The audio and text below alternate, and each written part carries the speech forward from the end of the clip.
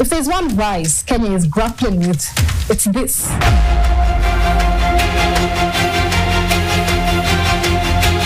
From Eurobond to NYS, Hustlers Jet to the Standard Gauge Railway, and now the Ministry of Health and the health sector on its deathbed, the illustrations are countless. Tonight on NTV, we call out on official corruption in government. Tonight, 5 out of the 13 suspects implicated in a more than 450 million shilling corruption scandal at the State Department of Correctional Services will spend the night in police cells. Imagine a thief who's constantly dipping their hand in your wallet. That's corruption in Kenya. Those who steal from us. Corruption. Those who steal from us. Corruption. Those who steal from us. Corruption. It's a word we're sick of hearing but can't afford to ignore. Every year, corruption siphons 608 billion shillings from the economy. This staggering amount represents about 7.8% of Kenya's GDP, or gross domestic product. To put it into perspective, imagine if you earned 100,000 shillings a month and 8,000 just vanished into bribery and shady deals. That's what's happening in Kenya every year. And it's not just numbers, it's real lives impacted.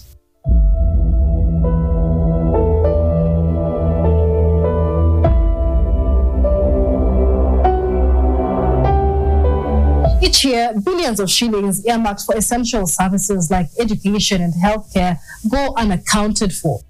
Corruption isn't just a financial issue. It's robbing Kenyans of futures, hope, and opportunities. Imagine a child trying to learn in a classroom with no desks or textbooks, all because someone's pockets needed padding.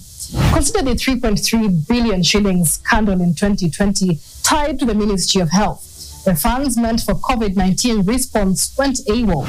Or the 63 billion shilling Aror and Kimorer dams scandal in 2022, or the 6.6 billion shilling edible oil scandal in 2023, or the recent over 20 billion shilling NHIF heist. Every time we keep showing in our media that someone has taken off with all this money, you can imagine how much that affects the young people and it can actually lead to mental health issues, because you're actually seated there and you're wondering, I mean, how can someone carry 570-something million into their shillings when you're actually sleeping hungry as a Kenyan? So it destroys an entire fabric of the society. But what if these stolen billions were put to use? If they went to healthcare, Kenyans would have stocked hospitals where waiting times are shorter than a politician's promise during election season. Corruption and diversion of public resources will be dealt with swiftly and ruthlessly. Kenya's constitution talks a big game on integrity, but somehow the rules are more like a suggestion, ignored, overlooked, and broken when convenient. If we can prevent political interference in issues to do with investigation or inquiring into and reporting on corruption allegations and matters, then we will be making great progress and empowering Chapter 6 of our Constitution on ethics and integrity and sound and effective leadership. Each election cycle, Kenyans turn up, hopeful that maybe this time it will be different. But with every new scandal, trust erodes like a sandcastle in a high tide, leaving voters like they're stuck in a never-ending drama series. Same script, different cast. For ordinary Kenyans, corruption is painfully personal. Every day, people pay bribes just to see a doctor or send their kids to school, keeping the larger corrupt system in place and making fairness a privilege only few can afford. If the people of Kenya can change and dissuade themselves from accepting corruption tendencies, then the entire system will change. And corruption doesn't just cost individuals, it scares investors too. Imagine coming to Kenya to start a business only to find a bribery as a hidden tax. With less investment comes fewer jobs, hitting young people hardest. Corruption means there is no effectiveness in service delivery, there is no predictability in systems that manage the administrative units of a business, and therefore This not only scares foreign direct investment, but also prevents local investment from taking place. And this has a net effect on the jobs created. The number of graduates coming out into the job market every year will not be meeting the necessary job creation opportunities to accommodate them. But there is a spark of hope. High-profile arrests and new transparency measures show that change is possible. We are actually trying, but we need to do better.